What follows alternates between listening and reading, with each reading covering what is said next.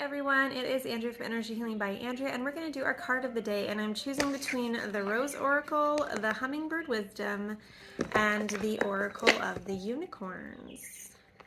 So how shall I decide? I will take out a pendulum, and we are going to ask our guides which deck we should be using today to get the message that we are supposed to receive. So I hold on to my pendulum. It's going to swing like this when it's not the one I pick, and then when it goes like this, it's going to be the one that I'm choosing. And if you guys have a pendulum at home, everybody's moves differently. So just know that if you have 3 items, 2 are going to move the same and one's going to move a different way, and that's the one that you should be picking. Okay? So I'm going to put my hand over each one. I will hold this here. What is in our highest good and best interest to pick today for a deck? Should it be the Rose Oracle, the Hummingbird Wisdom, the Oracle of the Unicorns? So it was that Hummingbird Wisdom. So we're going to pull a card from there. We are going to ask our guides to let us know what is in our highest good and best interest to hear today, to know, to learn, and to grow. What we need to read out loud, what we need to learn about hummingbirds. What messages do we need to see at this time when I'm reading this message for anybody who is watching?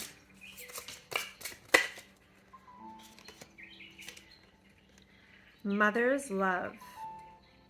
You are being wrapped in loving wings of comfort and protection. And let's read about that card.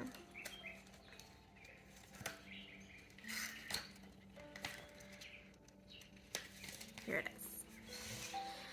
Okay, the mother hummingbird is a devoted nurturer and caretaker. She single-handedly and lovingly provides warmth and sustenance to her babies, and sometimes even to an abandoned fledgling she has adopted, until they are strong enough to live on their own.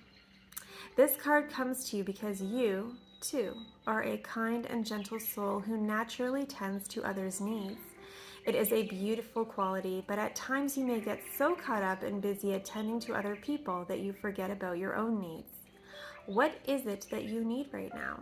Have you not been allowing a helping hand when others have offered, feeling you can do it on your own? Have you not asked for help from other people or the universe because you felt you were being a burden? This card is urging you to acknowledge your own needs and realize that self-care is not selfish. In fact, it is imperative so that you can continue to serve in your generous, selfless ways. There is a great restorative energy available to you, the energy of the Divine Mother, that, like Mama Hummingbird, is here to comfort you, fill your soul with the divine nectar it needs, and wrap you in wings of nurturing, replenishing love. Everything and everyone in your life will be fine while you take this much needed time and space for yourself. Ask the universe and the Divine Mother to watch over all of your responsibilities and organize your schedule so that you can devote the care you usually give to others to yourself. And the affirmation for this is, I allow myself to be nurtured and loved. And this is a very important message because I think a lot of us overextend ourselves, we push ourselves, we don't want to ask anybody for help, either because in our past when we have not received it or have felt ashamed for it, or we just feel like we can do it all and we don't want other people to do it because they're not going to do it our way, or whatever it may be. It is important that we feel comfortable to ask for help, whether that be from our partners, our friends, our family, our children. We do not have to do it all. And sometimes we feel, oh, well, it's just easier just to do it myself because it's going to take me longer to explain it to somebody else. Well, that is true. But if you take the time to explain it the first time to somebody else, then they can start to do little by little, get better and better, and then they can totally do it on their own. So in the end, they can help you out with tasks instead of you always feeling like you have to do everything. Like my kids with folding blankets, for example, because they have a ton of sleepovers, and I'm always like, you need to fold the blankets. This was painstaking for a long time for me to stand there and watch them struggle and me try to help them and explain the easiest way to fold it, how to lay it out, or how to work together.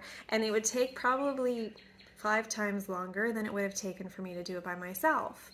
But I wanted them to learn how to do it. I want them to be able to be self-sufficient and do things on their own without having to depend on everybody else, and just not even have the thought of how would I do this. So sometimes we feel like it's just easier if we do everything. But what happens whenever you have an outlet? Like, for example, I had to unplug something to plug my laptop in because my whole energy bar, power bar, was full.